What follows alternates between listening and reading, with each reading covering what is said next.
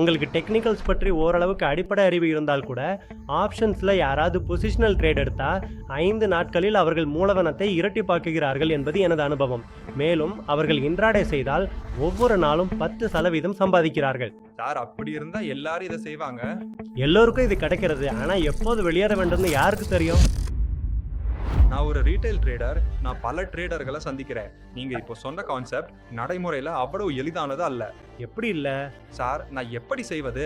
ஏதாவது செட்டப் கற்றுக்கொள்ள வேண்டும் என்றால் இதுதான் வழி என்று தெரிந்து கொள்ள இங்கிருந்து பின்பற்ற வேண்டும். ஏயிலிருந்து இசட் வரை செல்ல வேண்டும் என்றால் எப்படி செல்லலாம்?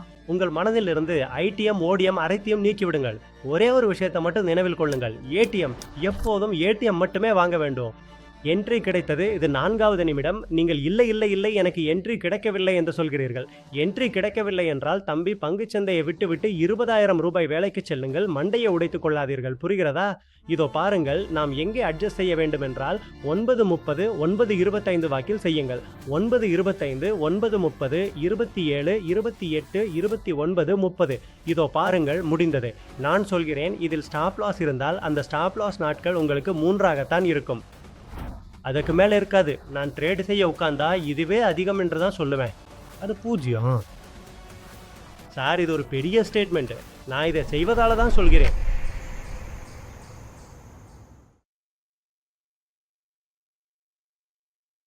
ராஜேஷ் சார், நான் சந்திக்கும் எல்லா ட்ரேடர்களும் நீண்ட காலத்திற்கு ஆப்ஷன் ட்ரேடிங் செய்ய முடியாது, ஆப்ஷன் பையிங் செய்ய முடியாதுன்றதா சொல்றாங்க.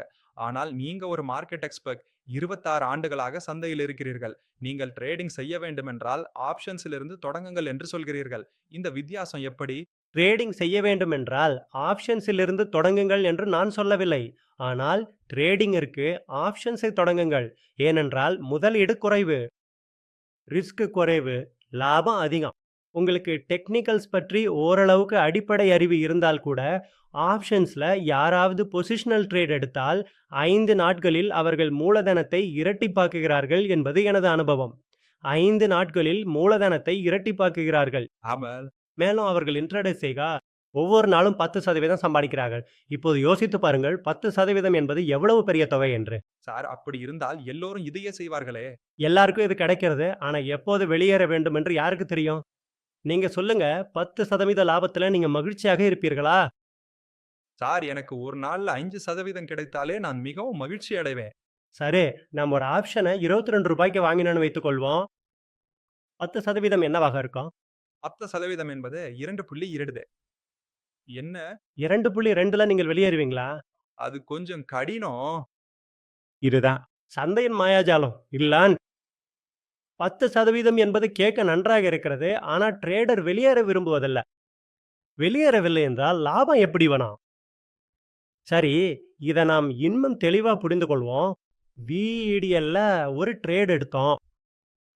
சரி, அதன் ஆப்ஷன்ஸை நமக்கு 2 ரூபாய்க்கு கிடைத்தது. இப்போது இது ஒரு உதாரணம். இது தவறாக எடுத்துக்கொள்ள வேண்டாம். இதை லாட் சைஸ் மூவ் ஆகும். இப்போ 2 ரூபாயில 10% எவ்வளவோ? 2 ரூபாயில 10% என்பது 20 பைசா. 20 பைசா மேலே போனா அவருக்கு எவ்வளவு லாபம் கிடைக்கும்? மிக குறைவா இருக்கும். ஒரு 100-200 ரூபாய் போல. இல்ல, 3000 லாட் சைஸ் என்றால் 600 ரூபாய் ஆகிவிட்டது. 600 ஆகிவிட்டது. 2 ரூபாயில அதன் முதலீடு என்ன? 3000. அப்படி என்றால் 6000 ரூபாய். 3 பெருக்கல் 2 6. 6000 ரூபாய் முதலீட்டில் 600 ரூபாய் என்றா மாதத்துக்கு எவ்வளவு? சந்தை 20 நாட்கள் நடந்ததா 30 நாட்கள்ல 12,000. முதலீடு எவ்வளவு? 6000. லாபம் எவ்வளவு கிடைக்கிறது? 12,000. கேட்க எவ்வளவு நன்றாக இருக்கிறது. யார் செய்வார் மேன்? அதுதான் விஷயம். சார், நீங்க இதை இவ்வளவு எளிதாக சொன்னீங்க. யார் வேண்டுமானாலும் இதை செய்யலாம் என்று. மக்கள் செய்கிறானே. என்ன நம்புங்க, நீங்க சந்தையில நுழையும் போது, அந்த ட்ரேட் எடுக்கும்போது சந்தை உங்கள் எதிரி அல்ல. நீங்களும் முட்டாள் அல்ல. நன்றாக பார்த்து ஆராய்ந்து தான் நுழைகிறீர்கள். ஆனா உள்ள நுழைஞ்ச பிறகு உள்ளே ஒரு அரக்கன் அமர்ந்திருக்கிறான் அல்லவா? இன்னும் மேல போகும், இன்னும் போகும், இப்போது இங்க போகும். அதனால அவர் இதை மறந்து விடுகிறார். எனக்கு 10% தான் தேவைப்பட்டது. இங்க 15 கிடைக்கிறது. லாபத்தை எடுக்கலாமான்னா செய்ய மாட்டார், நஷ்டம் அடைவார். இந்த முட்டாள்தனத்தை செய்கிறார். 1-2 பேர் இருந்தா சமாளிக்கலாம், ஆனா இது 90%. எப்படி சமாளிப்பது? பிறகு ஒரு அறிக்கை கொடுக்க வேண்டியிருது. 90% பேர் நஷ்டமடைகிறார்கள் என்று. பிறகு ஆப்ஷன் ட்ரேடிங் ஆபத்தானது என்று சொல்ல வேண்டியிருக்கிறது. இல்ல ரிஷப், நான் உங்களுக்கு ஒரு சுவாரஸ்யமான விஷயத்த சொல்றேன். ட்ரேடிங்க மற்றும் முதலீடு 2லும் ஒரே மாதிரியான லாபம் கிடைக்கிறது. இதை என்னை தவிர வேறு யாரும் உங்களுக்கு சொல்ல மாட்டாங்க. சரி, ஒரு சிறிய உதாரணத்திலிருந்து பெரிய உதாரணத்துக்கு செல்வோம். வாட்ஸ்அப்ல எனக்கு ஒரு செய்தி வரும். விப்ரோவில் ரூ. 10,000 போட்டிருந்தால் இன்று 700 கோடி ரூபாய் இருந்திருக்கும் என்று. இல்லையா? கேட்க எவ்வளவு மகிழ்ச்சியாக இருக்கிறது. 1986ல புல்லட் வாங்காம ஐஷர் மோட்டார்ஸ் பங்குகளை வாங்கியிருந்த இன்று நம்மிடம் 3 கோடி ரூபாய் இருந்திருக்கும். நாம் ரோல்ஸ் ராய்ஸ் வாங்கியிருக்கலாம். வாட்ஸ்அப்ல வருகிறது அல்லவா? அதாவது பைக்கின் விலைக்கு நீங்கள் பங்குகளை வாங்கிவிட்டீர்கள். இப்போது நீங்கள் சொல்லுங்க. சந்தையில ரூ. 10,000 போட்டதும் உங்களுக்கு கனவு வந்து விட்டது. எனக்கு 700 கோடி கிடைக்க எண்ணுது. இல்ல அப்படி என்றால் நீங்கள் எவ்வளவு லாபத்துல வெளியேறுவீர்கள்? 10%, 15%. இரட்டிப்பாக்குவீங்களா? ஆமா, அதிகபட்சம் இரட்டிப்பு. 3 மடங்காக்குவீர்களா? அதற்கு மேல் நீங்கள் காத்திருக்க மாட்டீர்கள். இல்ல, அப்படி என்றா இந்த செய்தியின் அர்த்தம் என்ன? எங்களுக்கு பயன்படாது. எதற்கும் பயன்படாக. உங்களுக்கு புல்லட் வேணுமா? உங்களுக்கு பங்குகள் தேவையில்ல. நீங்கள் இந்த வாட்ஸ்அப் செய்திகள் படிச்சுவிட்டு புல்லட்டுக்கு பதிலாக பங்குகள வாங்கி விட்டீர்கள். 1,00,000க்கு அப்போது புல்லட்டின் விலை 30,000 40,000 ரூபாயா இருந்திருக்கும். இப்ப பார்த்தால் 2,50,000 ரூபாய். நீங்க 30,000க்கு பங்குகள வாங்கி விட்டீர்கள். எதுவரை காத்திருப்பீர்கள்? 60,000, 90,000. விற்று விடுவீர்கள் சகோதரரே. இதுதான் உண்மை. இதுதான் எதார்த்தம். யாரும் 3 கோடி வரை காத்திருக்க மாட்டார்கள். யாருக்கும் அப்படி ஒரு கனவு கூட வராது. அவர்கள் நினைப்பது என்னவென்றால், நல்லது, இப்போது நான் புல்லட்டின் உயர்ந்த மாடலை வாங்குவேன். இதுதான் எதார்த்தம். இப்போது நாம் முதலீட்ட பற்றி பேசுவோம். எளிமையானதே.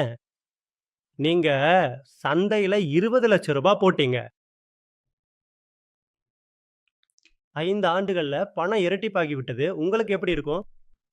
நான் சரியா முதலீடு செய்துள்ளேன்னு எனக்கு தோன்றும். நல்லதாக தோன்றுமா? அல்லது கெட்டதாக தோன்றுமா? நல்லதாக தோன்றும். ஏன்னா வங்கி 10 ஆண்டுகள்ல பணத்தை இரட்டிப்பாக்குகிறது. ஆமா.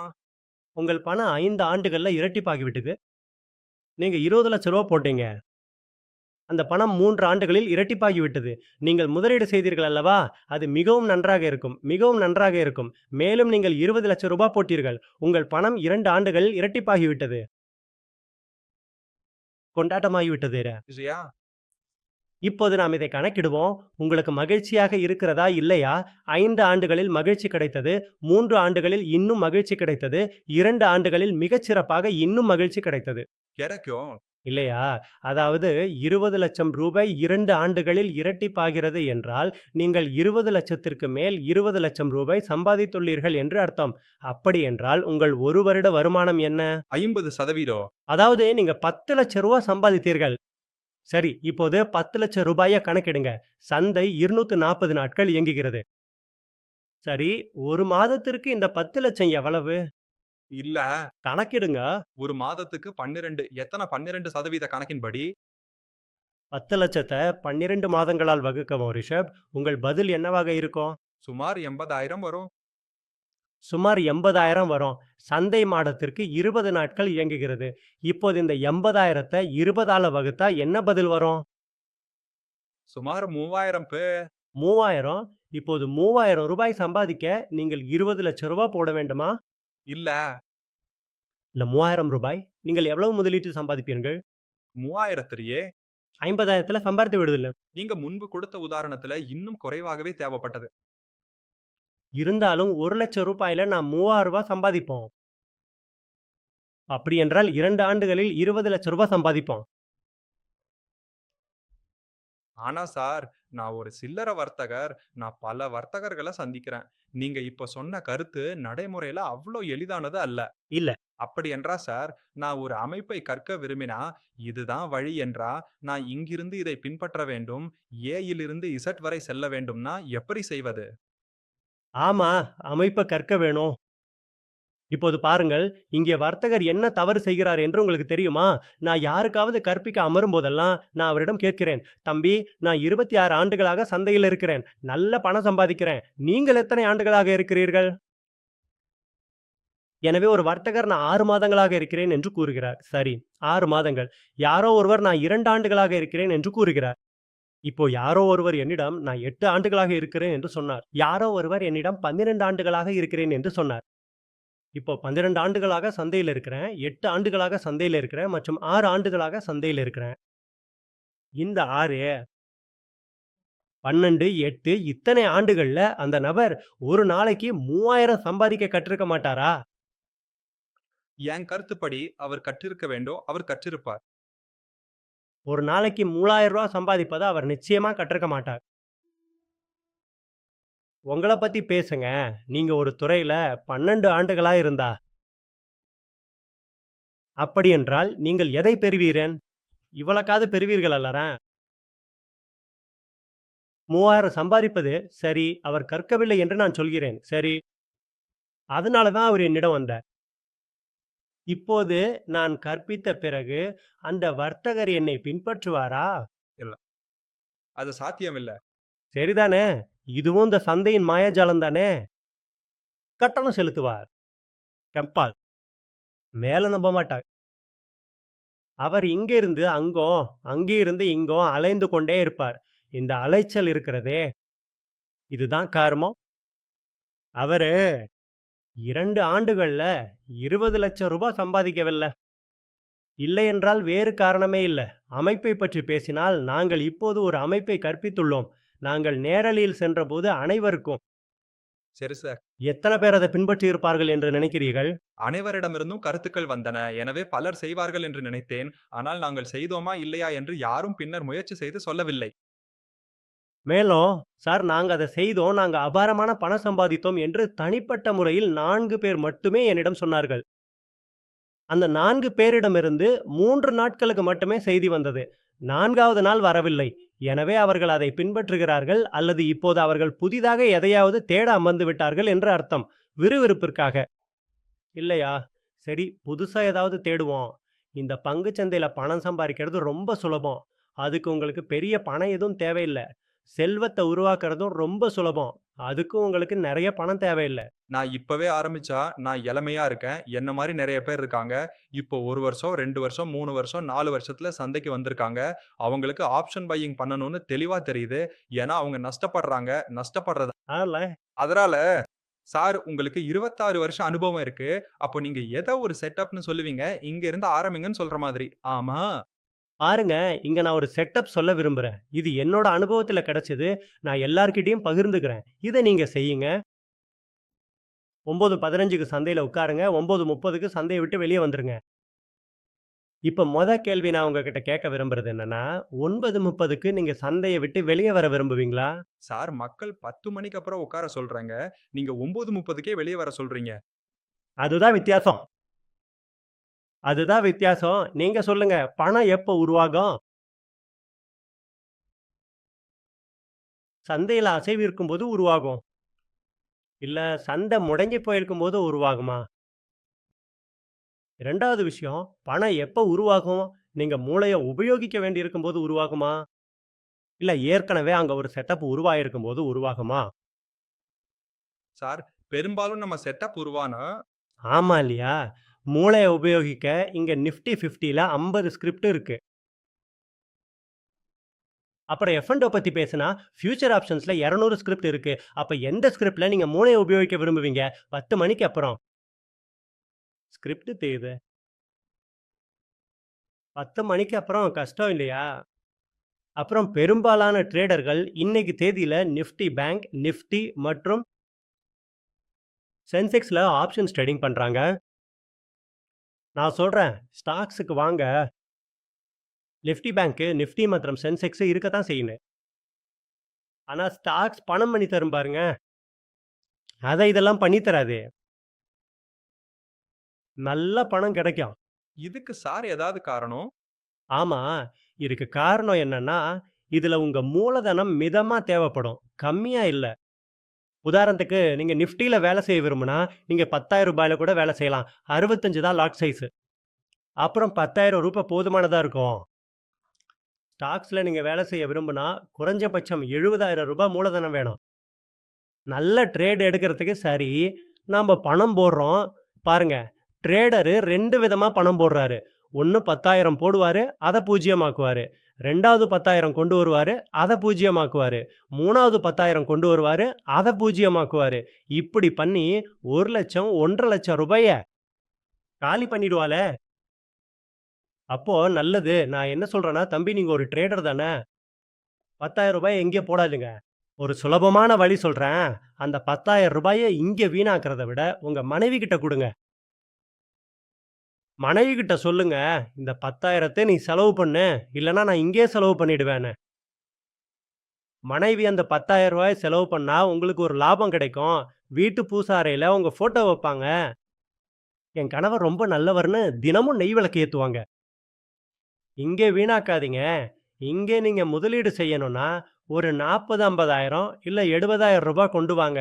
நான் உங்களுக்கு ஒரு முறைய சொல்றேன். மொத 15 நிமிஷம்.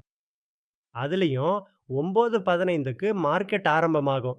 உங்க ட்ரேடிங்க 9:15:40க்கு இல்ல 9:16க்கு உங்க என்ட்ரி வந்துடும். 9:30க்குள்ள நாம இப்ப பேசின பணம் உங்க கைக்கு வரும். 2000ல இருந்து 8,000 வரைக்கும். இத நாங்க தினமும் செய்றோம். நான் உங்க முன்னாடி உட்கார்ந்து இருக்கிறதுனால பெரிய பெரிய விஷயங்கள பேசுறேன்னு நெனைக்காதீங்க. இத தினமும் செய்றோம். என்கிட்ட கத்துக்கிட்ட பல ட்ரேடர்களுக்கு இது தெரியும். இதுலயும் பல ட்ரேடர்களால இத இன்னும் செய்ய முடியல. ஆனா, இது தவிர இன்னும் பல ட்ரேடர்கள் இருக்காங்க. நான் ஏன் பலன்னு சொல்றேன்னா, ஏன்னா என்கிட்ட சரியான கணக்கு இல்ல.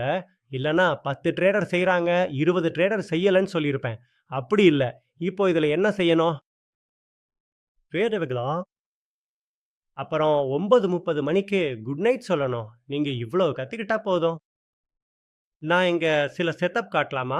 நிச்சயமா சார். இன்னைக்கு என்ன நடந்ததுன்னு பார்க்க விரும்புறேன். ஏன்னா மார்க்கெட்ல 9:30 நேரம் முடிஞ்சிருச்சு. ஆமா முடிஞ்சிருச்சு. இன்னைக்கு வந்ததா இல்லையான்னு அங்கிருந்தே ஆரம்பிக்கலாம். ஆமா, வந்திருக்கு. சரி, நான் இன்னைக்கு உங்களுக்கு ஒரு ஸ்கிரிப்ட் சொல்றேன். நாம பேசுன மாதிரி 9:15க்கு உட்காருவோம். 9:30க்கு லாபத்தோட வெளியேறுவோம். ஆனா, குட் நைட் சொல்றது ரொம்ப முக்கியம். இத நம்பால செய்ய முடியுமா? செட்டப் நல்லா இருந்தா குட் நைட் சொல்லலாம். இல்ல. செட்டப் எப்படி இருந்தாலும், லாபம் வந்த பிறகு குட் நைட் சொல்ல முடியுமா? என்ற அப்புறம் நம்ம மனசுல, இன்னைக்கு எனக்கு நல்ல நாள். சரி இன்னொரு ட்ரேடும் எடுக்கலான்னு தோணும். இன்னைக்கு இன்னும் நல்ல நாள். சரி 3வது ட்ரேடும் எடுக்கலான்னு தோணும். நான் உங்களுக்கு ஒரு செட்டப் சொல்ல விரும்புறேன். ஒரு ஸ்கிரிப்ட் சொல்ல விரும்புறேன். அங்க நாம 9:30க்கு குட் நைட் சொல்லிடுவோம். சரி, இங்கேயே ஒரு ஸ்கிரிப்ட் இருக்கு. Power India. ஓ! இங்க ஏற்கனவே இருக்கு. சாரி. சார், ஆனா இந்த பவர் இண்டியா எங்கிருந்து வந்தது? ஆமா, அதையும் சொல்றேன். இந்த பவர் இந்தியா ஸ்கிரிப்ட்ட நாம போட்டோம். பவர் இந்தியா எங்கிருந்து வந்தது? நல்ல கேள்வி. இங்கே வருவோம். NSC India. சரி, நாம் இப்போது என்எஸ்சி இந்தியாவுக்கு வந்துட்டோம். NSC India.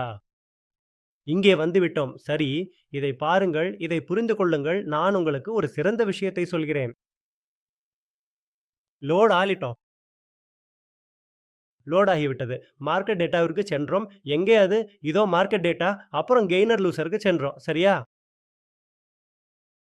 சரி. நாம் இந்த கெய்னர் லூசருக்குள் செல்லும்போது,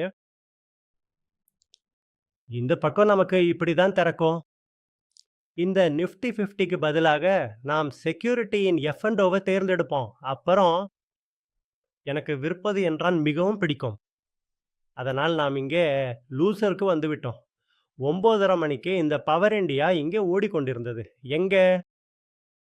ஆர்விஎன்எல் இருந்த இடத்தில் எது இருந்தது? Power India. சரி, அதனால் நான் இத தேர்ந்தெடுத்தேன். பவர் இந்தியா நான் இங்கிருந்து எந்த பங்க வேணுமானாலும் தேர்ந்தெடுக்கலாமா சார்? 9:15 மணிக்கு மேல் முதலில் வரும் எந்த ஸ்கிரிப்டையும் நீங்கள் பிடியுங்கள். சரி, நாம் ஏன் கான்கோரை பிடிக்கவில்லை? இம்மிது சரி, கான்கரை ஏன் பிடிக்கவில்லை என்றால், அது ஒரு மெதுவான விஷயம். நிதானமாக செல்லும். அது லாபத்த குடுக்கும். அதை பற்றியும் நான் சொல்கிறேன். இப்போது இதை திறந்து விட்டோம். அதனால் கான்காரையும் நாம் எடுத்துக்கொள்வோம். ஆனால் நான் பவர் இந்தியாவை தேர்ந்தெடுத்தேன். சரி, இப்போது நான் சார்ட்டிற்கு வருகிறேன். பவர் இந்தியாவின் முதல் கேண்டில் உருவாகிவிட்டது. இப்போது எப்படி வர்த்தகம் செய்வது என்று புரிந்து கொள்ளுங்கள். அது எங்கே ஓபன் ஆனது என்று பாருங்கள். இங்கே தரவுகள் வரும். இங்கே எல்லா தரவுகளும் வரும். இது இங்கே ஓபன் ஆனது. 35 35ல அதிகபட்சமா 35,500 வரைக்கும் போச்சு. குறைஞ்சபட்சமா 34,635 வரைக்கும் போச்சு. சரி, ஆனா இதனால நமக்கு எந்த பிரயோஜனமும் இல்ல. 9 மணி 15 நிமிஷத்துக்கு சந்தை ஆரம்பிச்சதும், அங்க நாம ஒரு 30 வினாடிகள் வரைக்கும் காத்திருக்கணும். இது மாறாதே! 30 வினாடிகளுக்கு முன்னாடி எந்த ஒரு அவசரமான முடிவும் எடுக்கக்கூடாது. சந்தை ஆரம்பிச்சதும் 35,500 வரைக்கும் அதிகபட்சமா போச்சு. சரி, நாம 30 வினாடிகள் காத்திருக்கோம். அதுக்கப்புறம் என்ன நடக்குதுன்னு பார்ப்போம். ஆரம்ப விலையே இது எப்ப மறுபடியும் தாண்டுதோ, 35 35ல ஆரம்பிச்சு 35,500 வரைக்கும் அதிகபட்சமா போச்சு. இப்போ 35 35க்கு கீழ இறங்க ஆரம்பிச்சதும், இதுக்கு மேல சந்தை உயராதுன்னு உறுதியாயிடுச்சு. சரி. யார் வர்த்தகம் பண்றாங்கன்னு தெரியுமா? யார் பண்றாங்க? சார் நம்மள மாரி வர்த்தகருக்கா? நிச்சயமும் இல்ல. இந்த சண்டை எஃப்ஐஐ மற்றும் டிஐஐ ஆகிய 2 பேரோட கையில தான் இருக்கு. சரி. சரி, எஃப்ஐஐ மற்றும் டிஐஐயோட பலம் என்னன்னு தெரியுமா? அவங்களோட அடிப்படை பலத்த சொல்லுங்க. சார் அவங்க கோடிக்கணக்கான பணத்தோட வர்றாங்க. அதாவது அவங்க கிட்ட நெறைய பணம் இருக்கு. இப்போ ஒண்ணு சொல்லுங்க. நெறைய பணம் வச்சிருக்கவங்க நஷ்டப்படுவாங்களா? இல்ல. சரி, சரி. அவங்க கிட்ட இருக்கிற இன்னொரு அடிப்படை பலங்கள், யாருகிட்ட அதிக பணமும் இருக்கோ, அவங்க கிட்ட அதிக அதிகாரமும் இருக்கு. ஆமா. அப்போ அதிகாரம் யார்கிட்ட இருக்கு? பணத்தோட தான் இருக்கு. பணத்தோட தான் இருக்கு. அந்த பணம் எஃப்ஐஐ கிட்ட இருக்கு. இந்த சந்தைய ஆட்டுவிக்க எஃப்ஐஐ, டிஐஐன்னு 2 பேர் இருக்காங்க. முதல்ல எஃப்ஐஐ பத்தி புரிஞ்சுக்கோங்க. சந்தைய நகர வைக்கிறது தான் அவங்களோட சந்தைய நிலையா வச்சிருக்கிறது தான் டிஐஐயோட வேலை. சரி. 2 பேரும் அவங்க வேலைய சரியா செய்வாங்க. 3:30 மணிக்கு வர்ற புள்ளி விவரங்கள பார்த்தீங்கன்னா, எஃப்ஐஐ வித்திருப்பாங்க, டிஐஐ வாங்கியிருப்பாங்க. நீங்க எப்ப வேணும்னாலும் இத சோதிச்சு பாருங்க. இப்படி தான் இருக்கும். ஆமா. எஃப்ஐஐ வித்தா டிஐஐ வாங்குவாங்க. எஃப்ஐஐ வாங்கினா டிஐஐ விப்பாங்க. இதுதான் எளிமையான விதி. ஒரு குழந்தை இருக்கு. அதுக்கு ஒரு அம்மாவும், அப்பாவும் இருக்காங்க. அம்மா அந்த குழந்தைய அடிச்சா, அப்பா என்ன? சொல்லுவாரு. சரியோ. "அட நம்ம பையன் தானே, விடு உனக்கு லாலிபாப் வாங்கி தரேன்னு" சமாதானம் செய்வாரு. அதே அப்பா அடிச்ச அம்மா என்ன சொல்லுவாங்க? அதேதான். அப்பா வேலைக்கு போயிட்டு வந்து களைப்பா இருக்காரு. ஏன் தொந்தரவு பண்றேன்னு சொல்லுவாங்க. இனிமே கவனமா இருன்னு சமாதானம் செய்வாங்க. இது யாரு? அதேதான். சந்தை தான் அந்த கொடுங்க. எஃப்ஐஐ, டிஐஐ தான் அம்மா, அப்பா. எஃப்ஐஐ சந்தைய இறக்குனா, டிஐஐ அத சமாளிப்பாங்க. மெதுவா, மெதுவா, மெதுவா, மெதுவா. விளையாடாத தம்பி. இருவரிடமும் நிறைய பணம் இருக்கிறது. எனவே இது ஆரம்பத்திலிருந்தே இருக்கும் அடிப்படை விதி. சரி, ஆனா இப்போது நாம் இங்க ரிஷப் ஒரு விஷயத்த புரிஞ்சு கொள்ள வேண்டும். எஃப்ஐஐ வில்பதை டிஐஐ வாங்குகிறதா? இல்ல. நிச்சயமா இல்ல. ஏன்னா அவர்கள் எதை விற்றார்கள் என்று சொல்லவே இல்லையே. ஏ. மேலும் எதை வாங்கினார்கள் என்றும் அவர்கள் சொல்லவில்லை. தெளிவா? இந்த கருத்து தெளிவா? தெளிவு சார். அப்படி என்ற இந்த வர்த்தகத்தை யார் செய்றாங்க? FII, DI. நாம் இதில் இல்லவே இல்ல. சரி. சரி, இதன் அளவு எவ்வளவு? இதோ பாருங்கள், நான் உங்களுக்கு இன்னும் சில உதாரணங்களை சொல்கிறேன். இதில் அளவு எவ்வளவு? இப்போது சேர்க்கிறேன்டோ. அளவ சேர்க்க வேணும். சரி, நீங்கள் பார்த்துக் கொள்ளுங்க. சேர்த்து விடலாம் சார். ஒரு முறை அளவ சேர்த்து விடலாமா? சேர்த்தவா? இது அளவின் புள்ளி விவரம். இதில் அளவு எவ்வளவு இருக்கிறது? மூ இத பாருங்கள். 100, 16,000. 16 புள்ளி கே, 16 புள்ளி கே இல்லையா? எளிது. அ. அதாவது அவர் 16,000த்திற்கும் மேற்பட்ட பங்குகள விற்றுள்ளார் என்று அர்த்தம். சரி. இப்போ 16,000 பங்குகள அதன் இறுதி விலையோட பெருக்கி பாருங்க. 34,885 ரொம்ப அதிகமாகி விட்டது சார். இப்போது கால்குலேட்டரை தான் பயன்படுத்த வேண்டும். இல்லையா? இப்போது சொல்லுங்க, இவ்வளோ பணம் யாரிடம் இருக்கும்? சில்லறை விற்பனையாளர்களிடம் நிச்சயமாக எஃப்ஐஐடிஏ எளிது தானே? ஆமா. அதாவது இங்கே நான் வர்த்தகம் செய்யவில்லை, நீங்களும் செய்யவில்லை, ரூ. 70,000 வைத்திருக்கோ சாதாரண வர்த்தகரும் செய்யவில்லை. அப்படி என்றால் நாம் எதன் அடிப்படையில் வர்த்தகம் செய்கிறோம்? இவர்களின் சிந்தனையின் அடிப்படையில். உங்கள் பகுதியில யாராவது ரவுடி இருந்தா, நீங்கள் என்ன செய்வீர்கள் என்று சொல்லுங்கள். அவனுடன் சண்டையிடுவீர்களா? அல்லது நட்பு கொள்வீர்களா? நிச்சயமா சண்டையிட மாட்டோம். நட்பு தான் கொள்வா. இல்லையா? அமைதியாக என் வாழ்க்கையும் போகட்டும், உன் வாழ்க்கையும் போகட்டும். மேலாளர தவிர உங்கள் அலுவலகத்துல யாராவது மிகவும் செல்வந்தர் இருந்தா, அவர் உங்களுடனேயே வேலை செய்கிறாருங்களா? நீங்கள் எத விரும்புவீர்கள்? நட்பையா? பகையையா? நட்பு அல்லது வம்பையா? நிச்சயமா நட்புலாரன். இல்லையா? பணம் இருக்கிறது. அத உங்களுக்காகவோ அவர் பயன்படுத்துவார். இதன் பொருள் என்னவென்றால், பணக்காரர்களுடன் நட்பு கொள்ள வேண்டும். இங்க பணக்காரர் யார்? FIIDA அவர் என்ன செய்திருக்கிறார்? விற்பனை செய்திருக்க. விற்றிருக்கிறார் இல்லையா? அவர் விற்றிருக்கிறார் என்றா, அவர் வாங்க வருவார். ஆ, அதாவது இந்த பங்கு இன்னும் கீழ போகும். இது நமது புத்திசாலித்தனம். நீங்கள் சந்தையில 2 ஆண்டுகள், 5 ஆண்டுகள் அல்லது 12 ஆண்டுகள் இருந்தாலும், இவை எளிய விதிகள். விற்றவர் மீண்டும் வாங்க வருவார் என்பதுதான் அது. அதாவது அவர் ஒரு சமிக்கையை தருவேன். இப்போது நமது கருத்து முதல் நிமிடத்தை பற்றியது. நாம் இவ்வளவு நேரம் பேசியது நீங்கள் இந்த உத்தியை புரிந்து கொள்ள வேண்டும் என்பதற்காக தான். மிகவும் அருமை. இப்போதே இது தொடக்க விலைய கீழ் நோக்கி தாண்டியதும். மேல வராது. இப்போது நீங்க ஆப்ஷன்ஸ் வாங்க வேண்டும். ஆ. சார் நீங்க என்னிடம் சொல்லுங்க. சார் இன்னொன்று 9 மணி 15 நிமிடம் 30 வினாடியில் சந்தையை பார்க்க வேண்டும் என்று சொன்னீர்கள். முன்பே பார்க்க வேண்டுமாம். அப்போதுதான் வர்த்தகம் செய்வேன். வர்த்தகத்துக்கு நாம் இங்கே 30 வினாடி கேண்டில பயன்படுத்துகிறோம். அதனால் நமக்கு 30 வினாடி கேண்டில் நமக்கு கிடைக்காது. குறைஞ்சபட்சம் 1 நிமிஷம் கிடைக்கும். அதாவது நாம் வினாடிகளில் பார்க்கும். ஆமா, இங்கே நேரம் ஓடிக்கொண்டே இருக்கும். இதோ பாருங்கள், நேரம் ஓடுகிறது. அதனால நமக்கு புரிஞ்சுவிடும். அப்போ மேலும் உங்களுக்கு பழக்கம் ஏற்பட்டு விட்டா 30 வினாடிகள் ஆகிவிட்டன, 40 வினாடிகள் ஆகிவிட்டன என்று உங்களுக்கு புரியும். சரி, உங்களுக்கு பயமாக இருந்தால் 1 நிமிடம் என்பது புரியும் அல்லவா? சரி 1 நிமிஷம் நான் பார்க்கலாம். ஆமா இல்லையா? சரி. 1 நிமிடம் என்றால் கேண்டில் முடிஞ்சு விட்டது என்று புரிஞ்சுவிடும். சரி. எனவே நாம் நுழைவோம். 50வது வினாடில 40வது வினாடில கேண்டில் முடியப் போகும் நிலையில இருக்கும். ம். சரி? இப்போ என்கிட்ட ஒண்ணு சொல்லுங்க. இங்க இருக்கும் இந்த கடைசி கேண்டில். இந்த தரவ நான் ஏன் சொல்றேன்னா, இப்போது 9:30 ஆகிவிட்டது. இனி இந்த தரவிற்கு எந்த மதிப்பும் இல்லை. எனவே விதிகளின்படி இது பழைய தரவு. சரி. சரி, இல்லை என்றால் நான் இத சொல்லியிருக்க மாட்டேன். சரி, இப்போது ஒரு வர்த்தகராக உங்களுக்கு என்ன தோன்றுகிறது? சந்தை மேல செல்லுமா? அல்லது கீழ செல்லுமா? இந்த பங்கு மேல செல்லுமா? இல்ல கீழ செல்லுமா? சந்தை மேல செல்வதை பாருங்கள். சார் அங்கே ஒரு இடைவெளி இருப்பதை நான் பார்க்கிறேன். அந்த இடைவெளி நிரப்பப்படலாம். இடைவெளி நிரப்பப்படலாம். அதாவது இங்கிருந்து அது திரும்பலாம். எப்போது நடக்கும்? வாங்கும் அழுத்தம் வரும்போது, நீங்கள் இங்க வாங்குவீர்களா? அல்லது விற்பீர்களா? நாம் பார்க்கும் தரவுகளின்படி நான் விற்பனை செய்வேன். அல்லது நீங்கள் எதுவுமே செய்யாமல் இருக்கலாம். ஆமா. இல்லையா? ஆனா குறைஞ்சபட்சம் நீங்க வாங்க மாட்டீர்கள். அது உறுதிதானே? சரி. 2 விஷயங்கள் நடக்கும். ஒன்று நீங்கள் விற்பீர்கள் அல்லது எதுவுமே செய்ய மாட்டீர்கள்.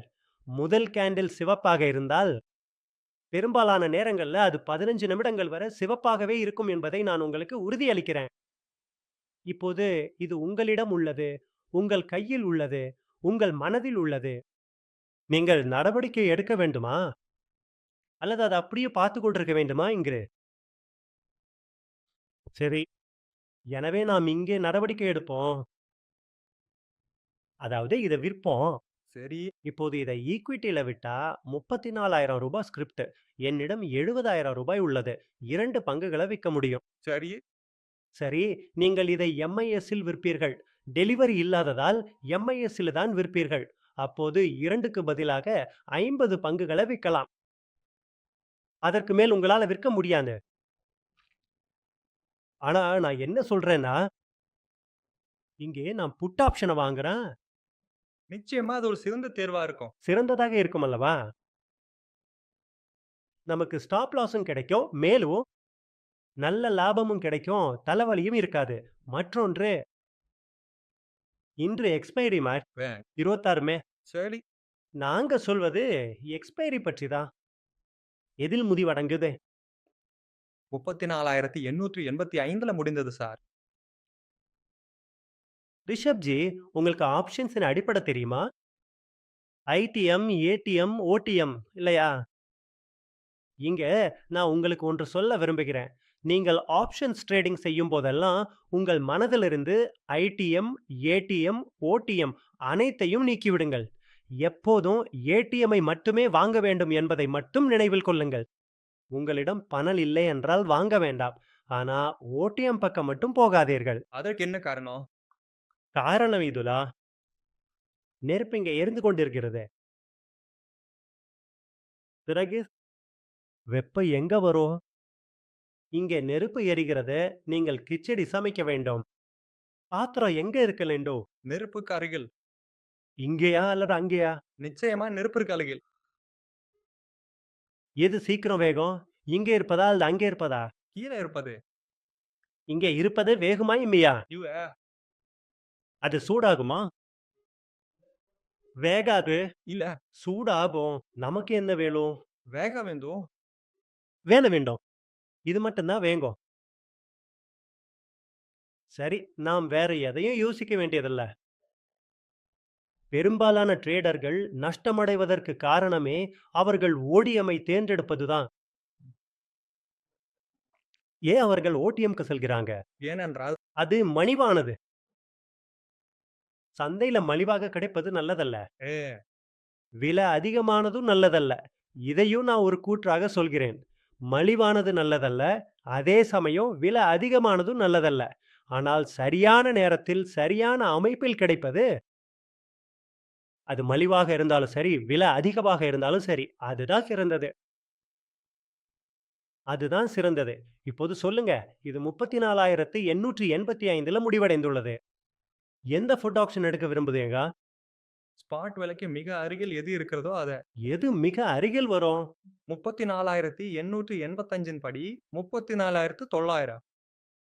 34,900 எதுல இருக்காது. எனவே நான் 35,000 எடுக்கலாமா? அ. மேலும் 35,500 எடுக்கலாமா? சரி. எனவே நாம் இங்கே 35,000 புட் ஆப்ஷனை எடுக்கலாம். 35,500 புட் ஆப்ஷனையும் எடுக்கலாம். நாம் இரண்டையும் ஒரு முறை பார்ப்போம். இப்போது இங்கே பாருங்கள். இது செய்த அந்த தலைவலி. மேல சென்றது, கீழ சென்றது. இந்த வர்த்தகம் முடிந்தது. இதற்கு பிறகு இங்கே நான் சொல்ல விரும்புவது என்னவென்றால், இது 15 நிமிடங்களுக்கு சிவப்பாகவே இருக்கும். சரி. சரி, நீங்க உள்ளே நுழைந்தால் மட்டும் போதும். நிதானமா இருங்க. எந்த பிரச்சனையும் இல்ல. சரி, இப்போது நான் இத 15 நிமிடங்களுக்கு மாத்தட்டுமா? சரியா? இப்போது இத பாருங்க. இதுதான் இன்றைய முதல் கேண்டில். பார்க்கிறீங்களா? ஆமா சார். முழுவதும் சிவப்பாக மாறியுள்ளது. 9:30 மணிக்கு வந்து நீங்க குட் நைட் சொல்லலாம். அப்படியானா, நான் உங்களுக்கு ஒரு மாயாஜாலத்த காட்டுகிறேன். நிச்சயமாக சார். சரி, நாம் இங்கே 35,500 கால் ஆப்ஷனுக்கு வருவோம். புட் ஆப்ஷன பாருங்கள். இங்கே தொடங்கியது. கீழ சேர்ந்தது. மேலும் இது முடிஞ்சது. இப்போது இதையும் 1 நிமிடத்திற்கு மாற்றுகிறேன். 1 நிமிடம் 26ஆம் தேதி 9 மணி 15 நிமிடம். அடுத்தது. இதோ 16 தொடங்கியது, கீழே சென்றது, இப்போது இங்கே தொடங்கி முடிந்தது. நீங்கள் உள்ளே நுழைந்தீர்கள். இப்போது நீங்கள் என்ன செய்ய வேண்டும்? 15 நிமிடங்கள் காத்திருக்க வேண்டும். வெளிப்படையா? எனவே நாம் மீண்டும் இங்கே வருவோம். இந்த கேண்டில்கள் நமக்கு எங்கே கிடைத்தன? ஏறக்குறைய அந்த கேண்டில் நமக்கு 8:45 அல்லது 8:25ல் கிடைத்தது. நீங்கள் அந்த 1 நிமிட வர்த்தகத்தை பார்த்தீர்கள். அதில். இது எங்கே சென்றது? உச்சத்த பாருங்க. என்ன நடந்திருக்கிறது என்று. உச்சம் 1194. 1194 மற்றொன்று எங்கே சென்றது? 1491. 1491 9:30 அதாவது இது 9:45 கேண்டில். இப்போது இதன் முடிவு என்ன என்று சொல்லுங்கள். இதன் முடிவு 992 சார். சரி. லாட் அளவு என்ன? 25. 25,000 இல்லையா? 25 அளவு 100 வித்தியாசம்னா எவ்வளவு இருக்கும்? சாதாரணமா 100 வித்தியாசம்னு சொல்றேன். 8.42 இருந்து இதன் முடிவு 9.92 வரை வந்துள்ளது. ரூ.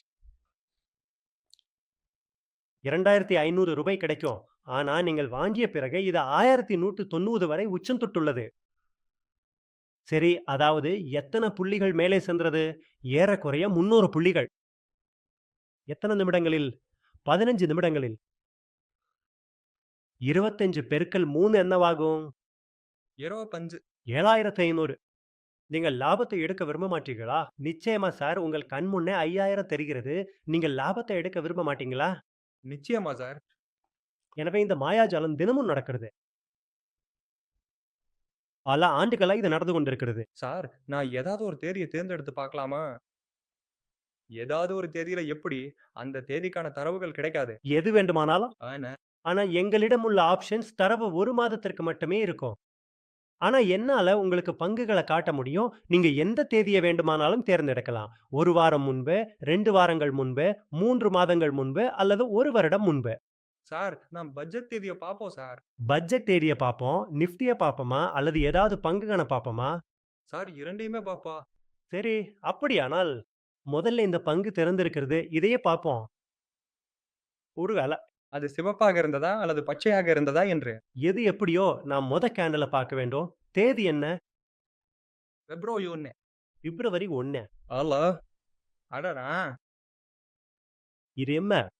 அதேதான். பார்த்தீர்களா? எங்க தொடங்குனது? தொடங்கியது 18,990. உச்சம் 19,000 தொட்டது. அதன் பிறகு முடிந்தது 18,630. அதாவது இது இல்ல. எந்த கேண்டில் உருவானது? சிவப்பு. குட் நைட் சொல்லலாமா? சொல்லவா? நீங்க எந்த தேதிய வேணுமானாலும் சொல்லுங்க. நிகழ்வு பட்ஜெட்டா இருக்கலாம், தேர்தலா இருக்கலாம், அல்லது கட்டணமாக இயக்கலாம், அல்லது ரஷ்யாவின் ராக்கெட் ஏவப்படுவதாக இருக்கலாம். தேதி எதுவாக இருந்தாலும், இப்போது நாம் அமர்ந்திருக்கிறோம். இப்போதும் ஏதாவது நடக்கும் அல்லவா? அதன் தாக்கம் ஏற்கனவே இங்க தெரிஞ்சிருக்கும். இந்த 26 ஆண்டுகள்ல நாம் பார்த்தது, புரிந்து கொண்டது மற்றும் மக்கள் இதைப் பற்றி நான் உங்களுக்கு ஒரு உறுதி அளிக்க விரும்புகிறேன்.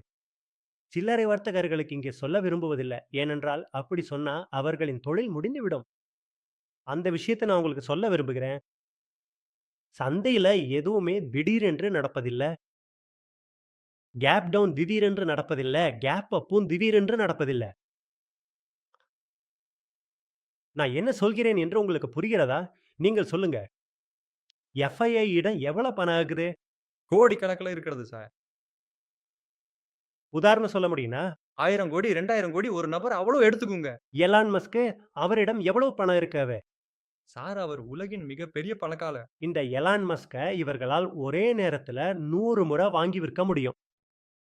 அவர்களிடம் அவ்வளவு பணம் இருக்கிறது. எத்தனை முறை? 100 முறை. இப்போது அவர்களிடம் எவ்வளவு பணம் இருக்கிறது என்று நீங்களே புரிந்து கொள்ளுங்க. இப்போது நீங்கள் எனக்கு ஒரு விஷயம் சொல்லுங்க. சரி 100 முறை வேண்டாம். 20 முறை என்று வைத்துக் கொள்வோம். அதுவே மிகப்பெரிய தொடைதான். இவ்வளவு பணம் வைத்திருப்பவருக்கு எவ்வளவு அதிகாரம் இருக்கும்? அதே அளவுக்கு அதிகாரம் இருக்கு ஃபேன். எலான் மஸ்கால் ட்ரம்ப அமெரிக்காவின் அதிபராக்க முடியும் என்றா, இவர்களா யார வேண்டுமானாலும் ஆக்க முடியும். எல்லோரையும் ஆக்க முடியும் அல்லவா? தங்கள் விரல் நுனியில ஆட வைக்க முடியும் அல்லவா? இதுதான் உண்மை. இந்த முறை ட்ரம்ப உருவாக்கியது யாரு? Elon Musk. அவரை இவர்களால் வாங்கி விற்க முடியும். அவர்களிடம் அவ்வளவு பணம் இருக்கிறது. எனவே இங்க எதுவுமே திடீரென்று நடப்பதில்ல. அவர்களின் பார்வை எல்லா இடங்களிலும் இருக்குது. நாமும் நீங்களும் எதை பார்த்துக் கொண்டிருக்கிறோம்? சிஎன்பிசி. ஆமா. அதற்கு மேல் நீங்கள் எதை பார்ப்பீர்கள்? ஒரு சில்லறை வர்த்தகருக்கு சிஎன்பிசிக்கு மேல் பார்ப்பதற்கு ஏதாவது இருக்கிறதா? மேலும் அதன் மிக உயர்ந்த பதிப்புல யாராவது பார்க்குறாங்க என்றா, அவர்கள் ப்ளூம்பெர்க்க பார்க்குறாங்க. அதற்கு மேல் அவரிடம் பார்ப்பதற்கு ஏதாவது இருக்கிறதா? இல்ல. அப்படியானா முதல்ல செய்தி யார்ட்ட வரும்? ப்ளூம்பெர்க் வைத்திருப்பதிடம். அதற்கு பிறகு யாரிடம் வரும்? சிஎன்பிசி வைத்திருப்பவரிடம். இதற்கும் முன்பே இங்கே எல்லா நடவடிக்கைகளும் நடந்து விடுகிறன. அதற்கு பிறகு ப்ளூம்பர்க்ல வரும். அதற்கு பிறகு சிஎன்பிசில வரும். அப்படியானால் சில்லறை வர்த்தகர் எதை பார்க்கிறார்? எது கடைசியாக வருகிறதோ அத. அட குண்டு வீசி விட்டார்கள், குண்டு வீசி விட்டார்கள். அட அந்த குண்டு எப்போது வீசப்பட்டது தெரியுமா? இரவு தூங்கும்போது. மேலும் அந்த விஷயம் இவர்களுக்கு தெரிஞ்சிருக்கும். கிஃப்ட் நிஃப்டி எப்போதும் இயங்கிக் கொண்டே இருக்கும் அல்லவா? இங்கே கேப் டவுன் ஆனது. கிஃப்ட் நிஃப்டி எப்போதாவது கேப் டவுன் ஆகி பார்த்திருக்கிறீர்களா? அது எப்போதும் இயங்கிக்கிட்டே இருக்கும் சார். அது தொடர்ந்து இயங்கிக்கிட்டே இருக்கும். நமது நிஃப்டி கேப் டவுன் ஆகி கொண்டிருக்கிறங்க. கிஃப்ட் நிஃப்டிய பாருங்க. அது ஆவதில்ல. எப்பவாவது கேப் டவுன் அல்லது கேப் அப் ஆகி பார்த்திருக்கிறீங்களா? எனவே இங்கே சந்தை முடிவடைகிறது. சர்வதேச அளவுல சந்தை முடிவடைவதில்ல. இங்க கமாடிட்டி சந்தை தினமும் கேப் அப் மற்றும் கேப் டவுன் ஆகிறது. அதே சமயம் காமெக்ஸ்ல XAUUST எல்லா நேரமும். எல்லா நேரமும் வர்த்தகம் நடக்கும். முடிவடைவதற்கு அரை மணி நேர இடைவெளி மட்டுமே இருக்கும். இல்லையா? மற்றும் ஃபாரெக்ஸ் எப்போதும். அது சனி மற்றும் ஞாயிறு தவிர மற்ற நாட்கள்ல முடிவடைவதே இல்ல. சரி, அதை விட சிறந்தது கிரிப்டோ. ஆகு அது சனி மற்றும் ஞாயிற்றுக்கிழமைகளையும் இயங்கும். அது ஒருபோதும் முடிவடைவதில்ல. எனவே இவர்களிடம் மிகச் சிறிய தகவல்கள் கூட இருக்கும். ஒவ்வொரு பங்க பற்றியும் மற்றும் ஒவ்வொரு நாட்டை பற்றியும், ஒவ்வொரு மாநிலத்தை பற்றியும் மற்றும் ஒவ்வொரு தலைவருடையதோ அவர் என்ன நினைக்கிறார் மற்றும் என்ன செய்ய போகிறார் என்று. அவர்கள் நஷ்டமடைவார்களா? இல்ல. அப்படி என்றால் நாம் ஏன் செய்ய வேண்டும்? நான் அவர்களோட வர்த்தகம் செய்வோம். நாம் அவர்களுடன் இருப்போம் சகோதரா. அவர் கீழே போக வேண்டும் என்று நினைத்தார், போகட்டும். நாமும் அதை கீழே கொண்டு வருவோம். சரி, இது ஒரு உதாரணம் தான். சார், நீங்கள் இப்போது இவ்வளவு சொத்துகளின் பெயர்களை கூறினீர்கள். இந்த உத்தி அவை அனைத்திலுமே வேலை செய்யுமா? எல்லாவற்றிலும் வேலை செய்யும். ஆம், தங்கம், வெள்ளி என அனைத்திலும் வேலை செய்யும். கச்சா எண்ணெய் இந்திய சந்தையில வேலை செய்யும். சர்வதேச சந்தையில உங்களால விழிச்சிருக்க முடியாது. XAU சந்தை அதிகாலை 4:30 மணிக்கு தொடங்குகிறது. எங்கே விழிச்சிருப்பீங்க? ஆம், ஆனால் நான் இப்போது உங்களுக்கு சொல்வது ஒரு மேலோட்டமான விஷயம்தான். இதை நீங்கள் நன்றாக புரிந்து கொள்ள வேண்டும், இல்லையா? எனவே எனது இந்த பாடத்திட்டத்துல அனைத்தையும் மேக்ரோ மற்றும் மைக்ரோ நிலைகளில் மிகச் சிறப்பாக விளக்கியுள்ளேன். நீங்கள் சந்தா செலுத்தும் போது சிறந்த விஷயங்களை உங்களால புரிந்து கொள்ள முடியும். நீங்கள் இதை செய்யாமல் இதை மட்டும் பார்த்தால் கூட நீங்கள் நல்ல லாபம் ஈட்டுகிறீர்கள் என்றுதான் அர்த்தம். ஆனா செய்தார் உங்களிடம் ஒரு கோடாரி இருக்கிறது. அதில் கூர்மை இல்ல. அதை வைத்து நீங்கள் மரத்தை வெட்டுகிறீர்கள். இன்னொரு பக்கம் உங்களிடம் கூர்மையான கோடாரி இருக்கிறது. அதை வச்சு நீங்கள் மரத்தை வெட்டுகிறீர்கள். மரம் எதில் வேகமாக வெட்டப்படும்? கூர்மையாக இருப்பதில். கூர்மையா இருப்பதில்ல. எனவே கூர்மையானதை எடுத்துக் கொடுங்க. மரம் கண்டிப்பாக வெட்டப்படும். நான் பேசும்போது எனது 100% உழைப்பை கொடுக்கிறேன். ஆனா சரியான முறையில் நேர்த்தியாக மரத்தை வெட்ட வேண்டுமென்றால் கோடாரியில் என்ன இருக்க வேண்டும்? கூர்மை வேணும். கூர்மை வேணும். எனவே நீங்கள் கண்டிப்பாக சந்தா செலுத்துங்க. அங்கே உங்களுக்கு நல்ல விஷயங்கள் கிடைக்கும், புரியும். சிறந்த விஷயங்கள் கிடைக்கும். சரி, இன்னொரு உதாரணம் தருகிறேன்.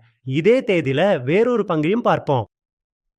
சரி, பாஜ்ஃபினை பார்ப்போமா? இதை நான் தற்செயலாகத்தான் எடுத்தேன். இப்போது பாருங்க. நான் மீண்டும் அந்த தேதிக்கு செல்வோங்க. செல்வா சார். அதே தேதியில இது எங்க இருக்குது? இதோ இருக்குதுங்க. ஆமா சார். 9:15 இது ஆம் சரி. ஆம், பாருங்கள், இது என்ட்ரி கொடுக்கவே இல்லை, இல்லையா? ஏன் கொடுக்கவில்லை? முதல் மெழுகுவர்த்தியை பார்க்குறீங்களா? 15:30க்கு. அதற்கிடையிலே இது திறந்து கொள்ளது. சரி. எனவே என்ட்ரி கொடுத்துறல. இதை நான் பாடத்திட்டக்கலாம். இது போன்ற அனைத்து விஷயங்களையும் நாம் அங்கே விளக்கியுள்ளோம். சரி. இந்த பங்கை பார்த்தீர்களா? இதை தேர்ந்தெடுப்பதற்கான காரணமும் இதுதான். நான் உங்களுக்கு வேறொரு பங்கையும் காட்டுகிறேன். சரி, அதேதான். அதேதான். நாம் அந்த தேதிக்கு செல்வோம். பிப்ரவரி 1 எங்க? இதோ மேலே சென்று கீழே வந்து சிவப்பு நிறமானது. இத பாருங்க. நடுவில் திறக்கவில்லை, இல்லையா? உடைத்து திறந்திருக்கிறது. ஒரு தெளிவு கிடைச்சது. எனவே இதை மிக நன்றாக புரிந்து கொள்ள விரும்புபவர்களுக்கு இது ஒரு தெளிவு. இது 2வது நாள். பிப்ரவரி 2 அதேதான். ஓப்பன் ஹெய் அறைதா. 3வது நாள் கேப் அப் ஓப்பன் ஆனுங்க. அதேதான். அது ஒரே அடியில வந்துங்க. இல்லையா? சிறந்த விஷயம் இது. இது ஜனவரி 29. நான் இன்னும் பின்னோக்கி செல்லலாம். இத பாருங்க. ஜனவரி 28 என்ன உருவானது? பச்சை. இது என்ன உருவானது? பச்சை, இது என்ன உருவானது? பச்சை, என்ன உருவானது? பச்சை. எனவே வாங்குவதிலயும் பணம் சம்பாதிக்கலாம், விற்பதிலயும் பணம் சம்பாதிக்கலாம். கால் வாங்கி வையுங்க, ஃபுட் வாங்கி வையுங்க. 9:30 மணிக்கு குட் நைட் சொல்ல கற்றுக்கொள்ளுங்க. சரி, சார் இது நிஃப்டிலயும் வேலை செய்யுமா? நிஃப்டில இது மிக குறைவாகவே நடக்கும். சரி, நடக்கும், ஆனால் மிக குறைவாகவே நடக்கும். உதாரணம் பாப்போம் பாஸ். ஆம், நிச்சயமா. பாருங்க என்ன உருவானது? பச்சை உருவானது. பச்சைன்னா பச்சை. பச்சைன்னா பச்சை. பச்சைன்னா பச்சை. சிவப்புன்னா சிவப்புன். சார் இன்றைய ஆப்ஷன்களையும் சேர்த்து பார்த்து விடலாம். ஆம், நிச்சயமாக. ஏன் கூடாது? இன்றைய ஆப்ஷன்களையும் பார்த்து விடலாம். இது 9 மணி 15 நிமிடத்திற்கு இருந்தது. இன்றைய தேதி நிஃப்டி 50. ஆப்ஷன்களுக்கு செல்வோம். எது? 24,000 கால் பார்ப்போமா? பாப்போம் சார். இன்றையெல்லாம் ஏ, ஏ, சரி. எங்க ஓப்பன் ஆனது? 95ல 81 வரை கீழே சென்றது. 124 வரை உயர்ந்தது. இத நாம் ஒரு நிமிடத்திலும் பார்க்கலாம். ஒரு சிறந்த வர்த்தகம் உருவாகிறது. ஆம், எக்ஸ்பைரிக்கு அடுத்த நாள் என்பதால் அது கொஞ்சம் ஏறி இறங்கும். சரி. எனவே இது 26ஆம் தேதி. இது 25ஆம் தேதி. 25, 25, 25, 25. இன்னும் கொஞ்சம் பின்னால். இது 25. அதாவது 25ஆம் தேதி நேரம் 1 மணி. இப்படியே போய்க்கிட்டே இருக்கும் சார். இல்ல வந்து விட்டது. இதோ பாருங்க. எங்க ஓப்பன் ஆனது? 95ல ஓப்பன் ஆனது சார். 95ல 124 உயர்ந்தது. 81 வரை கீழ சொன்னாரு. சரியா?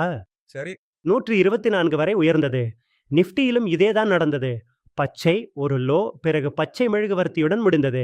இப்போது இங்கே பாருங்கள். நிஃப்டி பச்சை மெழுகுவர்த்தியை உருவாக்கியுள்ளது. இது டோஜியை உருவாக்கியுள்ளது. இதற்கு என்ன காரணம்? ஏனென்றால் இது இப்போது எக்ஸ்பைரிக்கு அருகில் வந்துவிட்டது. டிகே அதிகம். சரி. எனவே அது டிகே ஆக வேண்டும். மேலே வரவும் வேண்டும். அதாவது விலையை குறைக்கவும் வேண்டும், கூட்டவும் வேண்டும். எனவே இப்படிதான் உங்களுக்கு எக்ஸ்பைரிக்கு 1 வாரத்துக்கு முன்பு இத்தகைய மெழுகுவர்த்திகளை நீங்கள் காணலாம். ஆனால் உங்கள் என்ட்ரி சரியாக இருக்கும். உங்கள் லாபமும் சரியாக இருக்கும். நீங்கள் எனக்கு ஒரு எளிய கேள்விக்கு மட்டும் பதிலளியுங்கள். அதாவது 95ல வாங்கிய ஒன்று 124 வரை சென்றால் நீங்கள் லாபத்தை எடுப்பீர்களா? இல்லையா? எடுப்போம் சார். இது கிட்டத்தட்ட 30% ஆகிவிட்டது. இப்போது நான் உங்களுக்கு ஒரு உண்மைய சொல்றேன். நிஃப்டியின் சராசரி வர்த்தகர்கள் அவங்க 10 பாயிண்ட்லயே புக் பண்ணிடுவாங்க. மீதம் உள்ளவங்க 20 பாயிண்ட்லயே புக் பண்ணிடுவாங்க. 20 பாயிண்ட் கிடைச்சிருச்சுல்ல. லாபமுக்கு. இது நிஃப்டியோட சிம்பிள் லாஜிக்கு. அப்புறம் பேங்க் நிஃப்டில பண்றவங்க ஆவரேஜா 25லிருந்து 60 பாயிண்ட்ல புக் பண்ணுவாங்க. சில ட்ரேடர்ஸ் மட்டும்தான் 100 அல்லது 200 பாயிண்ட்டுக்காக வெயிட் பண்ணுவாங்க. மத்தபடி இதுதான் வழக்கமான விஷயம். சென்செக்ஸ்ல பண்றவங்க 60லேருந்து 80 பாயிண்ட்ல புக் பண்ணிடுவாங்க. ஆவரேஜா இதுதான் வரும். சரி. இப்ப 95ல வாங்குனது 105 போனா கூட நீங்க புக் பண்ணிடுவீங்க. சரிதானே? 115 போனாலும் புக் பண்ணிடுவீங்க. சொல்ல வர்றது என்னன்னா, இங்க சக்சஸ் ரேஷியோ ரொம்ப நல்லா இருக்கு. இத பாருங்க. சரி. இப்போ இது சிவப்பா இருக்கு. அப்போ புட் ஆப்ஷன் பச்சையா இருக்கும். சரி. இங்க பச்சையா இருக்கு. இதுவும் பச்சை. ஓப்பன் அண்ட் லோ 2ம் ஒண்ணு தான். இப்ப பாருங்க, நாம என்ன டேட்டா எடுத்திருக்கோம்? ஆப்ஷன்ஸ் தான் எடுத்திருக்கோம். இல்லையா? ஓப்பன் அண்ட் லோ ஒண்ணு தான். 60, 60. மேல எது வரைக்கும் போச்சு? மேல போச்சு சார். 100 100. இல்லையா? இப்போ ரூ. 60ங்கிறது பயந்து பயந்து வாங்குனா கூட 65, 70, 80ல கிடைச்சிரும்ல. அது ஓப்பன் அண்ட் லோ ஒண்ணாவே ஆரம்பிச்சிருக்கு. அதாவது அது இப்படி இப்படி இப்படி போயிட்டு இருக்கு. நீங்க எங்க வாங்குவீங்க? 65, 68, 70. 70ல கண்டிப்பா வாங்கிடுவீங்க. சரி, வெயிட் பண்ணுங்க.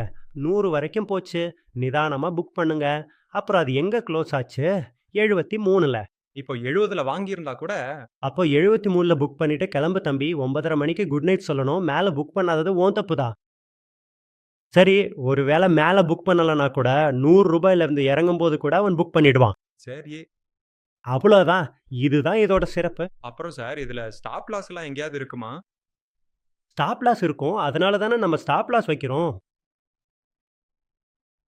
ஸ்டாப் லாஸ் இருக்கும். ஸ்டாப் லாஸ் வந்தா வெளிய வந்துருங்க. ஓ! 20 நாள்ல எத்தன நாள் ஸ்டாப் லாஸ் ஆகும்னு நெனைக்கிறீங்க? 20 நாள்ல 50% பார்த்தா 10 நாள் சார். 10 நாளா? நான் சொல்றேன், இதுல ஸ்டாப் லாஸ் ஆகுற நாட்கள் வெறும் 3 நாளா தான் இருக்கும். சரி. அத விட அதிகமா இருக்காது. இதுவே நான் அதிகமா தான் சொல்றேன். நான் ட்ரேட் பண்ண உக்காந்தா, அது 0. சார் இது ரொம்ப பெரிய விஷயம். நான் பண்றதால தான் சொல்றேன். நான் எதையும் சும்மா காத்துல சொல்ல விரும்பல. எது உண்மையோ, எது தெரியுதோ அதத்தான் சொல்றேன்.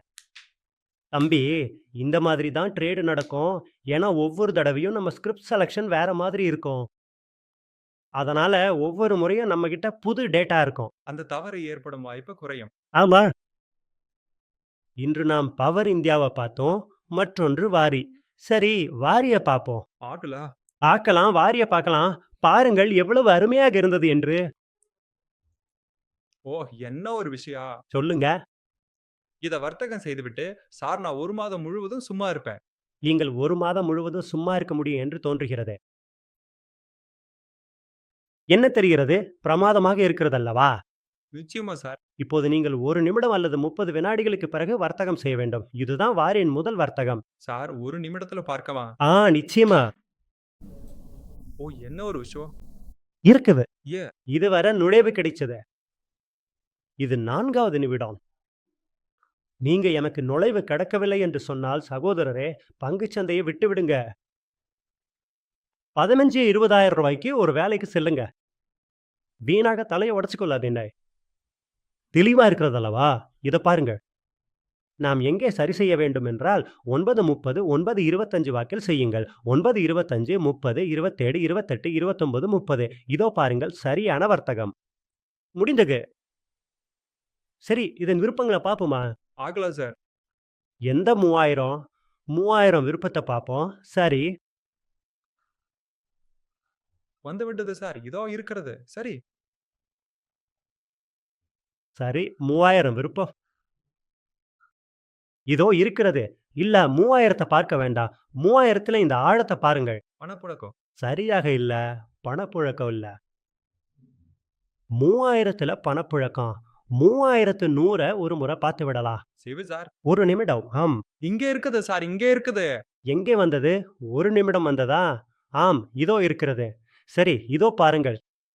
26 நமக்கு எங்கே நுழைவு கிடைத்தது? 53 ஆரம்பம், 53.95 குறைவு. அதாவது ஆரம்பமும் குறைவும் கிட்டத்தட்ட ஒன்றுதான். இங்க 5 பைசா வித்தியாசம். உங்கள் நுழைவு எங்கே இருக்கும்? இதன் அதிகபட்சம் 56. எனவே 56. அதிகபட்சம். 60, 62. பாருங்கள், அதன் 2வது மெழுகுவர்த்தி 65ல் ஆரம்பமானது. எனவே 65ல் நமக்கு நுழைவு கிடைத்துவிட்டது. வாங்குபவர் விற்பனையாளர் இருக்கும்போது ஆழமில்ல. எனவே இந்த 65 எங்க போனது? இது சென்றது. சார் 100. 9:29ல. இப்போ இதே மெழுகுவர்த்தியில எங்க போனக?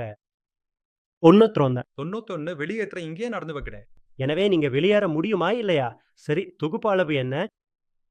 தொகுப்பானதும் 1. 25. உங்களுக்கு முழுமையா ரூ. 40 கிடைக்கிறது. உங்களுக்கு ரூ. 30 கிடைத்தாலும் கூட அன்றைய பொழுதுக்கு என் வேலை முடிஞ்சிரு. அப்படிதானே? நாம் ஒரு தொகுப்பு பற்றி மட்டுமே பேசுகிறோம். ஒரு தொகுப்ப. நான் பல தொகுப்புகள செஞ்சா எனக்கு இன்னும் பல விருப்பங்கள் இருக்கும். நிச்சயமா, அது உங்கள் விருப்பம். ஆனா, நான் இங்கே ஒரு தொகுப்பில் மட்டும் வேலை செய்ய சொல்வேன், சகோதரரே. சார் எல்லாரும் சொல்றாங்க, நீங்க 2, 3 லாட் எடுத்துட்டு ட்ரை பண்ணுங்கன்னு. ஒவ்வொருத்தருக்கும் ஒவ்வொரு விதமான சிந்தனை. நீங்க எனக்கு ஒரு விஷயம் சொல்லுங்க. நான் உங்களுக்கு பணத்தோட ஒரு சைக்காலஜிய சொல்ல விரும்புறேன். உங்களால எவ்வளோ சம்பாரிக்க முடியுமோ, அவ்வளோதான் உங்க தகுதி. சரிதானே? தகுதினா என்னன்னு நீங்க சொல்லுங்க. நீங்க கேள்வி கேளுங்க. என்னால எவ்வளவு கையாள முடியுமோ அவ்வளவு. அத எப்படி உங்களால கையாள முடியும்? அது உங்க மனசுல இருக்கு இல்லையா? உங்க மூளை அந்த விஷயத்துக்காக உருவாக்கப்படல. அப்போ உங்களால அதை விட அதிகமா யோசிக்கவும் முடியாது. அதை விட அதிகமா பார்க்கவும் முடியாது. அதை விட அதிகமா கிடைச்சதுன்னா, உங்க மூளை இங்கிருந்து கெமிக்கல ரிலீஸ் பண்ணும். நம்மளோட ஆழ்மனம் இருக்கு இல்லையா? அது நம்மள அமைதிப்படுத்த விரும்புது. அப்புறம் நம்மள கம்ஃபர்ட் ஜோன்ல வைக்க விரும்புது. அப்புறம் எல்லாருக்கும் நான் ஒரு விஷயம் சொல்ல விரும்புறேன். யாருடைய சம்பளம் ரூ. 1,00,000 யாருடைய சம்பளம் ரூ. 1,00,000 அவருக்கு அடுத்த நாள் தெரிய வருது, அவரோட சம்பளம் அடுத்த மாசத்துல ரூ. 3,00,000 ஆகப் போகுதுன்னு. அவருக்கு என்ன ஆகும்? அவரால எதையுமே யோசிக்க முடியாது. என்ன நடக்கும்னு நான் உங்களுக்கு சொல்றேன். 6 மாசத்துக்குள்ள அவர பிச்சைக்காரன் ஆயிடுவார். ஏன்னா அவரோட மூளை அதுக்காக உருவாக்கப்படல. அவரோட மொத்த செட்டப்பும் 1,00,000த்துல தான் இருக்கு. திடீர்னு அவருக்கு 3,00,000ன்னு தெரிஞ்சதும், அவர் பறந்துடுவார். குடிப்பழக்கம், அப்புறம் மத்த நெறைய கெட்ட பழக்கங்கள், அதிகமான செலவுகள், கையில எவ்வளோ வரும்? 1,00,000. ஏன்னா அவரோட தகுதி 1,00,000 தான். 3,00,000க்கு என்ன பண்ணணும்? என்ன பண்ணணும்? தகுதிய வளர்த்துக்கணும் சார். வெறும் யோசனையால மட்டும் அது வராது. அதுக்காக அந்த மனநிலைய உருவாக்கணும். கஷ்டம்டா. சார் உங்களுக்கு இவ்ளோ தெளிவு இருக்கு. இந்த வயசுல நீங்க இவ்ளோ செஞ்சிருக்கீங்க. 26 வருஷமா மார்க்கெட்ல இருக்கீங்க. ஆப்ஷன்ஸ்ல இவ்ளோ தெளிவு இருக்கு. நான் மத்தவங்கள பார்த்ததில்ல. ட்ரேடர்ஸ பொதுவா அப்படி பார்த்ததில்ல. அவங்களுக்கு ஆப்ஷன்ஸ பத்தி இவ்ளோ தெளிவு இருக்கிறத, இது உங்களுக்கு எப்படி சாத்தியமாச்சு சார்? உங்களோட பயணம் எப்படி இருந்தது? பயணத்த பத்தி சொல்லணும்னா, நான் 2000வது வருஷம் மார்க்கெட்டுக்கு வந்தப்போ. அப்போ ஹர்ஷத் மேத்தா முடிஞ்சு போயிருந்தா. கேதன் பரேக்கும் முடிஞ்சு போயிருந்தா. அவங்களோட காலம் முடிஞ்சது. செபியும் விரும்புச்சு. நாடும் விரும்புச்சு. நம்மளோட இந்த ஸ்டாக் எக்ஸ்சேஞ்ச் சரியான பாதையில போகணும்னு. அப்போதான் சர்வதேச அளவுல நம்மளோட பிம்பத்த சரியா உருவாக்க முடியும். 2000வது வருஷம் நான் உள்ள வந்தப்போ தான் மார்க்கெட்ல ஃபியூச்சர்ஸ் வந்தது. அதுக்கு முன்னாடி ஹவாலா சிஸ்டம் தான் நடந்துட்டு இருந்தது. ஃபியூச்சர்ல லாட் சைஸ் இருந்தது. அப்ப இப்படி தான் ட்ரேட் பண்ணணும்னு எந்த வழிகாட்டுதலும் இல்ல. சர்க்யூட் லிமிட் எல்லாம் அப்போ கிடையவே கிடையாது. என் கண்ணு முன்னாடியே ரூ. 800 இருந்த ஏசிசி 35 பைசாவுக்கு விக்கிறத நான் பார்த்திருக்கேன். 35 பைசா. 35 பைசா, ரூ. 2, ரூ. 10. ரூ. 800 பொருள் இப்படி போயிட்டு இருக்கு. இது நேரா டப்புன்னு விழுந்துருச்சு. எவ்வளவுக்கு வந்துச்சு? ரூ. 20க்கு வந்துச்சு. மக்கள் சந்தோஷம். அட ரூ. 20. அப்புறம் யாருக்கு ரூ. 8க்கு கிடைச்சதோ அவங்களுக்கு. என்ன பண்றது? அப்புறம் வழிகாட்டுதல்கள் வரும். தம்பி 10% கீழ எந்த விலையில வந்ததோ, யாருக்கு கிடைச்சதோ எல்லா டீலும் கேன்சல். அப்ப இது நான் இதையெல்லாம் பார்த்திருக்கிறேன். இங்கிருந்து தான் ஆரம்பமானது. இங்கே தான் ஃபியூச்சர்ஸ் ஆரம்பிச்சது. தொடங்கியது. ஃபியூச்சர்ஸுக்கு பிறகு ஒரு 6 மாதங்கள் கழித்து இங்கே ஆப்ஷன்ஸ் தொடங்கியது. 6 மாதம் அல்லது 1 வருடம் கழித்து. அதனால் நான் இதை அடிப்படையிலிருந்து புரிந்து கொள்கிறேன். இந்த ஃபியூச்சர்ஸ் மற்றும் ஆப்ஷன்ஸ் என்றால் என்னவென்று. அதனால எனக்கு ஆப்ஷன்ஸ பற்றி நல்ல தெளிவு இருக்கிறது. மற்றபடி பணத்த பற்றிய தெளிவ கேட்கிறீங்களா? எனக்கு 25 வயது இருக்கும். சந்தைக்குள் வருவதற்கு யார் பணம் தருவார்கள்? நிச்சயமா வீட்ல இருந்து தான் படிக்கும். அப்பா தருவாரு. நாங்க 5 சகோதரமே. நான் தான் மூத்தவன். சரி. அப்பா ஏன் தருவான்? சொந்த தொழில் இருக்கிறது, வேலைய பார் என்பார். இன்றும் கூட பங்குச் சந்தையில் ஈடுபடுபவர்கள் இன்று 2026லும் கூட அத மறைக்க வேண்டியிருக்கிறது. நான் பங்குச் சந்தையில இருக்கிறேன் என்று யாரிடமும் சொல்லுவதில்ல. சொன்னா என்ன நடக்கும்? பெயர் கெட்டுவிடும். இவன் ஒரு சூதாடி, இவனுக்கு பணம் கொடுக்காதீர்கள் என்பார்கள். நற்பெயர் போய்விடும். எங்க காலத்துல திருமணத்துக்கு பெண் கூட கிடைக்காது. கல்யாணத்துக்கு என்ன சொல்றீங்க சார்? விஷயம் தெரிஞ்சதும் பங்கு சந்தையில இருக்கிறான் என்று தெரிந்தால் பெண்ணின் அப்பாவே சொல்லிவிடுவார், தம்பி தள்ளியே இரு என்று. நீங்களே யோசிச்சு பாருங்க. அதனால் தெளிவு என்பது அவசியம். நான் சந்தைக்கு வந்தபோது இப்படித்தான் இருந்திருப்பேனா? இல்ல நீங்கள். அல்லவே உங்களப் போல தான் இருந்தேன். இங்க வரும் எல்லா வர்த்தகர்களப் போலவும் இருந்தேன். ஆனா அப்போதும் என் மனம் தெளிவா இருந்தது. இங்கே தான் சாதிக்க வேண்டும் என்று. இன்று நிலைமை என்னவென்ற, நான் ஒண்ணும் அவ்வளோ பெரிய ஆள் இல்ல. ஆனா நான் சொல்றது போல சந்தை நகருகிறது என்பது மட்டும் புரிகிறது. இப்போது நீங்கள் சொல்லுங்கள், நான் சொல்வது போலவா சந்தை நகருகிறது? இல்ல. சந்தை எப்படி நகருமோ கல்கிரீவன் அதைத்தான் நான் சொல்றேன். அதனால தான் நான் சொல்வது சரியாகிறது. சந்தை எப்படி நகரப் போகிறது என்றத என் தொழில்நுட்ப அறிவு மூலம் கணிக்கிறேன். விலை விலை மாற்றங்களை நான் நன்றாக கவனிப்பதால் சந்தை இங்கிருந்து திரும்பும் என்று என்னால் கணிக்க முடிகிறது. மேல் நோக்கி மற்றும் இங்கிருந்து சந்தை கீழ் நோக்கி சரிவு. இதனால தான் என் வர்த்தகர்களும் மிகவும் வெற்றிகரமா இருக்கிறாங்க. நானும் மிகவும் வெற்றிகரமா இருக்கிறேன். சார், நீங்கள் தொடங்கிய போது நஷ்டங்களையும் சந்தித்திருப்பீர்களே. 6 லட்சம் 6 லட்சம் 2 மாறமில்ல. சார், அந்த காலத்துல 6 லட்சத்தின் மதிப்பு எவ்வளவு பெரியது சார்? ஆமா, வீட்ல எனக்கு எவ்வளோ அடி விழுந்திருக்கும் என்று யோசித்து பாருங்க. அப்போது பணம் இல்லை என்றால் வர்த்தகம் செய்ய முடியாது என்ற கடுமையான விதிகள் இல்ல. நேரில் அமர்ந்து வர்த்தகம் செய்யலாம். புரோக்கருக்கு தெரியும் இவன் யாருடைய மகன் என்று. அதனால் வர்த்தகம் செய்ய விடுவார். அப்படியா? பணத்தை இவன் அப்பாவிடமிருந்து வசூலித்துக் கொள்ளலாம் என்று நினைப்பார்கள். அப்போது எங்களுக்கு பெயர் இல்லை என்றாலும் அப்பாவிற்கு பெயர் இருந்ததல்லவா? அவர்களுக்கு நற்பெயர் இருந்தது. அப்புறம் புரோக்கருக்கு தெரியும், ஆமா இவன் அவரோட பையன் சரி அப்படின்னு. அப்பாவுக்கும் விஷயம் தெரிய வருது. அடப்பாவி இவ்ளோ பண்ணிட்டியே, என்கிட்ட இருந்து எவ்வளோ எடுத்துட்டு போன? 2 லட்சம். இதை யார் கட்டுவா? அப்படிப்பட்ட நாட்கள் அவ. அப்புறம் 6 லட்சம் நஷ்டம் பண்ணிட்டேன். நான் வீட்ல சும்மா உட்காந்துட்டேன். அப்பா சொன்னாரு, தொழில கவனி, தொழில கவனின்னு. நான் சொன்னேன், நான் ஏதாச்சும் பண்றேன் இருங்கன்னு. கல்யாணம் ஆகியிருந்தது. வேடிக்கையான விஷயம் இதுதான். ஓ! எப்படி சார் நடந்தது? அட அதுதான் ஆச்சரியமே. முதல்ல கல்யாணம் பண்ணிக்கிட்டேன். எனக்கு 2000வது வருஷம் பிப்ரவரி மாசம் கல்யாணம் ஆச்சு. அப்படியா? அப்புறம் நான் மார்க்கெட்டுக்கு வந்தது 2000வது வருஷம் ஜூன் மாசத்துல. சரி. நீங்க முதல்ல பிளான் பண்ணீங்க. இல்ல ட்ரேடிங் அப்புறம் முதல்ல கல்யாணம் பண்ணிக்கலான்னு? முதல்ல கல்யாணம் பண்ணிக்கலான்னு. ஏன்னா அப்புறம் கல்யாணம் நடக்காதுங்கிறது உறுதியா தெரிஞ்சுது. ஆமா. ஏன்னா விஷயம் வெளிய தெரிஞ்சிடும்ல. நெருப்பு இருந்தா புகை வரத்தான் செய்யும். அத உங்களால மறைக்க முடியாது. இப்ப என்ன? இப்ப அந்த பொண்ணு அங்க இருக்கா. வேணும்னா கூட்டு போங்க. யார் கூட்டிட்டு போவா? இல்லையா? ஆனா சரி, நடந்துருச்சு. 2 வருஷம் வீட்ல சும்மா இருந்தேன். நெறைய நல்ல புத்தகங்கள் அது இதுன்னு எல்லாம் படிச்சேன். சரி, ஓகே போயிட்டுருக்கு. அப்புறம் எனக்கு ஒண்ணு புரிஞ்சுது. இங்க நிலைச்சு நிக்கணும்னா விலைய கவனிங்க. அ விலைய எப்படி சரியா கணிக்கணும்னு நான் நல்லா கத்துக்கிட்டேன். அப்புறம் 2003ல இருந்து. இது 2026. இதுக்கு இடையில சார் நெறைய சம்பவங்கள் நடந்தது. கோவிட் வந்தது. அதுக்கு முன்னாடி 2008ல ஒரு பொருளாதார நெருக்கடி வந்தது. எல்லாம் எல்லாம் எல்லாம் என் கண்ணு முன்னாடியே நடந்தது. இன்னும் சொல்லப்போனா, நான் உங்களுக்கு ஒரு விஷயம் சொல்ல விரும்புறேன். 2007 அல்லது 8ல லோயர் சர்க்யூட் அடிச்சது. ஆ. சரி அப்புறம்? அப்போ நாங்க ஆர்.ஆர். சௌகானி. அப்போ அவங்க தான் மெயின் புரோக்கர். நான் உங்களுக்கு ஒண்ணு சொல்றேன். நெறைய புரோக்கர்கள் இவங்களுக்கு கீழ தான் சப் புரோக்கரா இருந்தாங்க. ஆனா இந்த லோயர் சர்க்யூட் அடிச்சதுக்கு அப்புறம், அந்த சப் புரோக்கர்கள் எல்லாம் புரோக்கர் லெவலுக்கு வந்துட்டாங்க.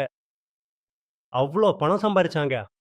இப்போ வேடிக்கையான விஷயம் என்னன்னா, அப்போ மார்க்கெட்ல வெறும் 2 புரோக்கர்கள் தான் வேலை செஞ்சுட்டு இருந்தாங்க. அந்த லோயர் சர்க்யூட் அடிச்சப்போ. ஒண்ணு ஆர்.ஆர். சௌகானி, இன்னொன்னு ஒருவேள பிஎல்பி செக்யூரிட்டீஸ்ன்னு நெனைக்கிறேன். இது டெல்லி புரோக்கர். அத தவிர மத்த எல்லா புரோக்கர்களும் அவங்க கிளையண்ட்ஸோட பங்குகள வித்துட்டு இருந்தாங்க. அதாவது மார்ஜின் பற்றாக்குறையால வித்தாங்க. இப்போ இந்த 2 பேரும் ஏன் மார்க்கெட்ல நிலைச்சிருந்தாங்க? அவங்க மார்ஜின் ஏன் குறையல?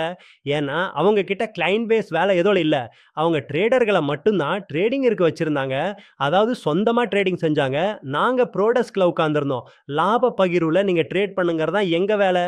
சரி நாங்க செஞ்சோம். அன்னைக்கு லோயர் சர்க்யூட்ல எனக்கு மிகப்பெரிய லாபம் கிடைச்சது. எவ்வளோ கிடைச்சிருக்கும்? 2007 லோயர் சர்க்யூட். எவ்வளோ சார்? 70 லட்சம். 70 லட்சமா? நான் சொல்ற இந்த தகவல் இன்னைக்கும் அவங்க கணக்கு புத்தகத்துல இருக்கும். என் பேரோட சேர்த்து, ஆமா இவன் ஒரு சாதாரண ஆளு. ஆனா இவன் இவ்ளோ லாபம் சம்பாரிச்சானே. அப்புறம்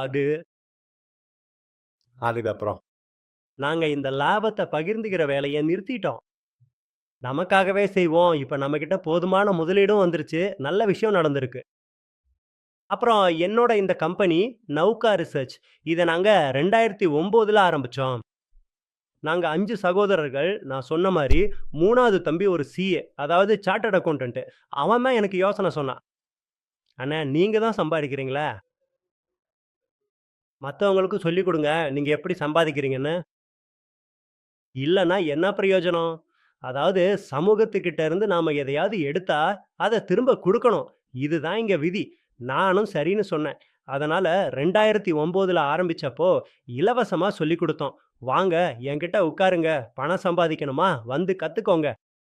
கத்துக்கோங்க, கத்துக்கோங்க." 2 வருஷம் எல்லாருக்கும் இலவசமா சொல்லிக் குடுத்தோம். ஆனா எங்களுக்கு ஒரு விஷயம் புரிஞ்சது. இந்த இலவசமான பொருள யாரும் மதிக்கிறதில்ல. யாரும் மதிக்கிறதில்ல. இவ்ளோ நல்ல விஷயத்த நான் குடுக்குறேன். இது எவ்வளோ நல்ல விஷயம். புரிய மாட்டேங்குது. அவங்க அவங்க இஷ்டத்துக்கு செய்றாங்க. அப்புறம் இத நாங்க கட்டணமா மாத்திட்டோம். வழிகாட்டுதலோட வேலை செய்யுங்க. அவங்களுக்கு துணையா இருங்க. வாழ்நாள் முழுக்க ஆதரவு குடுங்க. முன்னேறுங்க. இதுதான் என்னோட பயணம். அப்புறம் சார், நீங்க புத்தகங்கள் படிச்சதா சொன்னீங்க. அது உங்களுக்கு உதவியா இருந்ததா? ஆமா, புத்தகங்கள் படிக்கணும். நான் எல்லார்கிட்டயும் அதான் சொல்றேன். புத்தகங்கள் படிங்க. உங்க புரிதல் வேற மாதிரி இருக்கலாம். என்னோட புரிதல் வேற மாதிரி இருக்கலாம். இல்லையா? ஆனா 500 பக்க புத்தகத்துல அந்த 5 பக்கம் தான் உங்க வாழ்க்கைய மாத்தப் போகுது.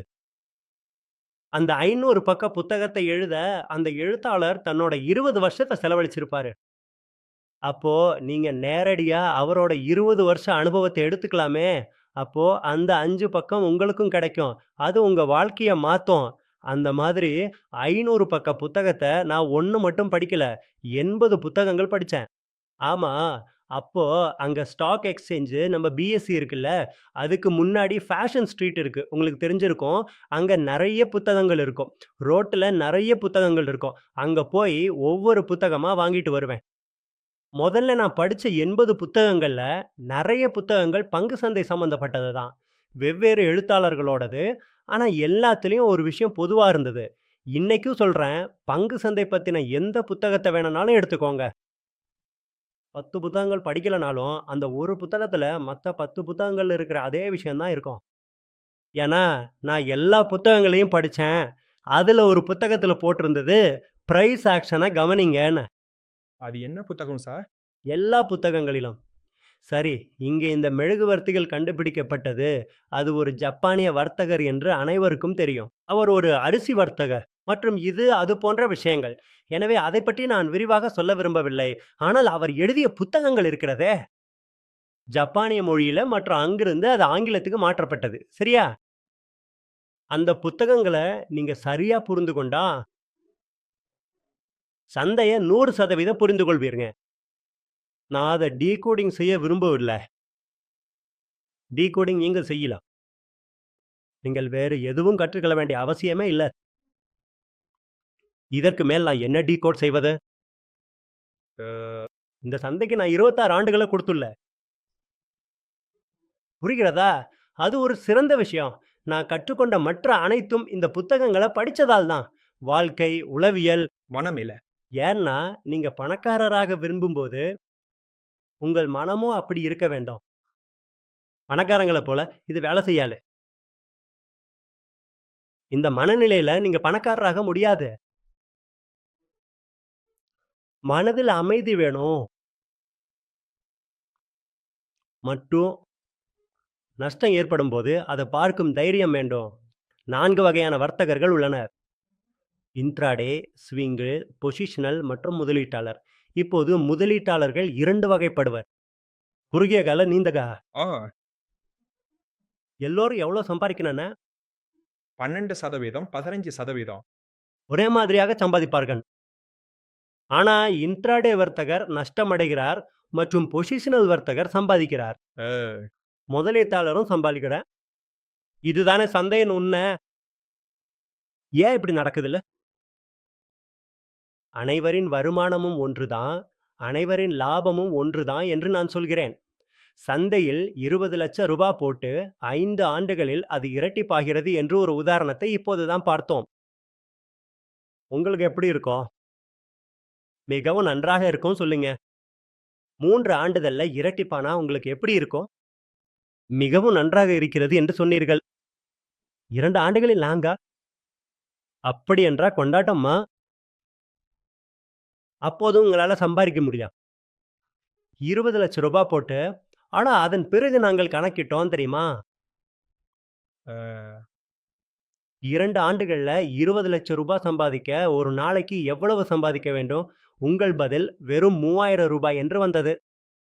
எனவே இந்த இன்ட்ராடே வர்த்தக இத செய்யவே முடியாது. அதுவும் மிக குறைந்த மூலதனத்துல. ஆ 70,000 மூலதனத்துல. இப்போ இந்த வர்த்தகத்துல உங்களுக்கு எவ்வளவு மூலதனம் தேவைப்பட்டதுன்னு கணக்கிடுங்க.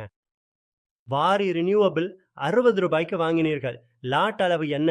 175. அதாவது எவ்வளவு முதலீடு? 60 பெருக்கல் 175.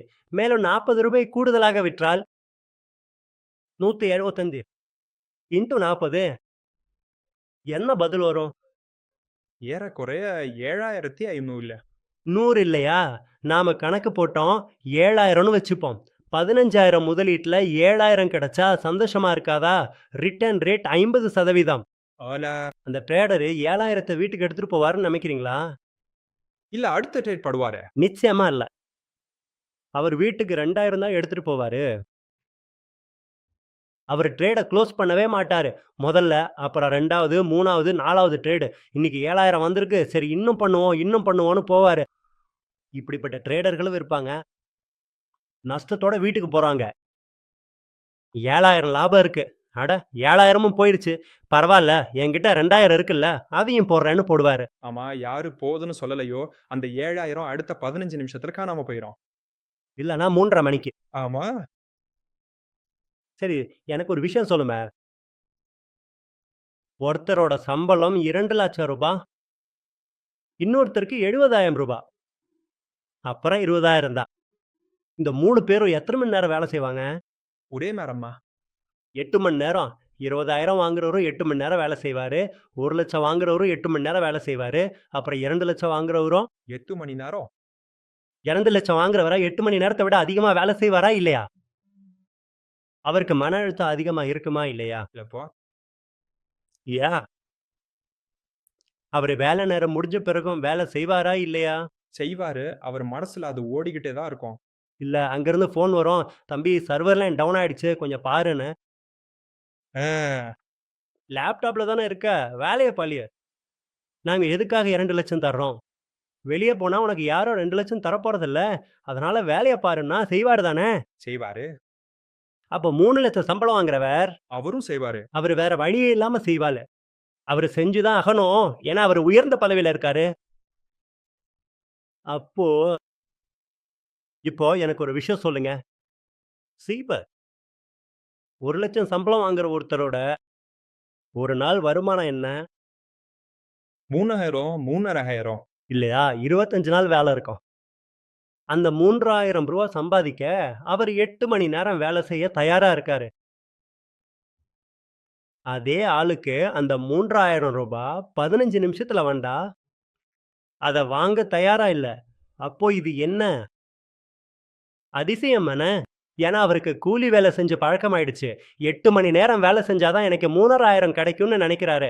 அப்போ 15 நிமிஷத்துல கிடைக்கிற 3,000த்த நான் எப்படி வாங்குறது? நீங்க சொன்ன அந்த தகுதிங்கிற வார்த்தை தான். கூலி ஆள் இல்லையா? அவருக்கு புரியாது. அதுக்கு பணக்காரங்களுக்கான மனநிலை வேணும். 3,000 கிடைக்குதா? மூடிட்டு போ. சரி, இப்போ அடுத்த விஷயத்த சொல்லுங்க. அவருக்கு 15 நிமிஷத்துல ரூ. 5,000 கிடைச்சிருச்சு. ஆனா அவர் இன்னும் 8 மணி நேரம் வேலை செய்றாருன்னா, அவரோட மீதி 7:30 மணி நேரம் எப்படி போகும்? ரொம்ப நல்லா போகும். ரொம்ப நல்லா போகும் இல்லையா? எனர்ஜிட்டிக்கா இங்க இருந்தும் பணம் கிடைச்சிருச்சு. ஆமா. ஆசம் அவர் எல்லாரோட எப்படி பேசுவாரு? ரொம்ப சந்தோஷமா. சந்தோஷமா, எனர்ஜெட்டிக்கா. அப்ப நாம அந்த எனர்ஜி எடுத்துக்கணுமா இல்லையா? கண்டிப்பா. அதனால நான் இந்த மேடையில இருந்து சொல்ல விரும்புறது என்னன்னா, நண்பர்களே ட்ரேடிங்க நிறுத்த கத்துக்கோங்க. நீங்க ட்ரேடிங்க நிறுத்த கத்துக்கலைன்னா, உங்களுக்கு எவ்வளோ நல்ல செட்டப் கிடைச்சாலும், உங்களால பணம் சம்பாதிக்கவே முடியாது. செட்டப்ப விடுங்க. இந்த செட்டப்ப உருவாக்குறவரே உங்க பக்கத்துல வந்து உட்கார்ந்தாலும் கூட, அப்பவும் உங்களால சம்பாதிக்க முடியாது. சார், உங்ககிட்ட பேசினது எனக்கு ரொம்ப சந்தோஷமா இருந்தது. நான் இதுவரைக்கும் நெறைய பேர்கிட்ட பேசியிருக்கேன். நெறைய ட்ரேடர்ஸ பார்த்திருக்கேன். ஆனா, ஆப்ஷன் பையிங்ல இவ்வளவு உறுதியான நம்பிக்கைய நான் யார்கிட்டயும் பார்த்ததில்ல.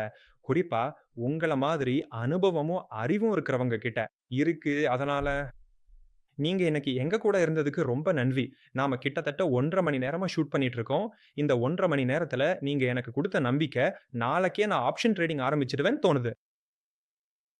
ரொம்ப நன்றி சார். அப்புறம் எங்கள பார்த்துட்டு இருக்கிற நேயர்கள், அப்புறம் பார்க்க போறவங்க, தயவு செஞ்சு கமெண்ட் பண்ணுங்க. நீங்க இந்த செட்டப்ப முயற்சி பண்ணீங்களா? இல்லையா? உங்களுக்கு என்ன பிரச்சனை வந்தது? அப்புறம் சார் கிட்ட இருந்து வேற என்ன கத்துக்க விரும்புறீங்கன்னு சொல்லுங்க. அப்புறம் ஆமா, உங்களுக்கு இந்த செட்டப்ப இன்னும் விரிவா, தெளிவா கத்துக்கணும்னா, அதாவது எப்படி சரியா என்ட்ரி குடுக்கணும், எப்ப எக்ஸிட் ஆகணும்னு கத்துக்கலாம். அப்புறம் சார் கோர்ஸ்ல இந்த செட்டப்ப சொல்லிக் குடுக்கும்போது, பிவட் பாயிண்ட்ஸையும் பயன்படுத்தியிருக்கார். அதனால என்ட்ரி மற்றும் எக்ஸிட் இன்னும் சிறப்பா இருக்கும். அதையும் நீங்க கோர்ஸ்ல கத்துக்கலாம். அது மட்டும் இல்லாம, வெவ்வேறு அசெட்ஸ்ல இந்த செட்டப் எப்படி வேலை செய்யுதுன்னு உதாரணங்களோட பார்த்திருக்கோம். போய் பாருங்க. லிங்க் டிஸ்கிரிப்ஷன்லயும், பின் பண்ணப்பட்ட கமெண்ட்லயும் இருக்கும். அப்புறம் சாரோட 26 வருஷ அனுபவத்துல இருந்து இன்னைக்கு நாம நெறைய கத்துக்கிட்டோம். இது உங்களுக்கு ரொம்ப பிடிச்சிருக்கும்னு நம்புறேன். அதனால இந்த வீடியோவ லைக் பண்ணுங்க. எங்க சேனல சப்ஸ்கிரைப் பண்ணுங்க. அடுத்த வீடியோல சார கண்டிப்பா சந்திப்போம். உங்களுக்கு அடுத்ததா என்ன தலைப்புல கத்துக்கணும்னு கமெண்ட்ல சொல்லுங்க. ரொம்ப நன்றி சார். எல்லாருக்கும் நன்றி. ரொம்ப நன்றி.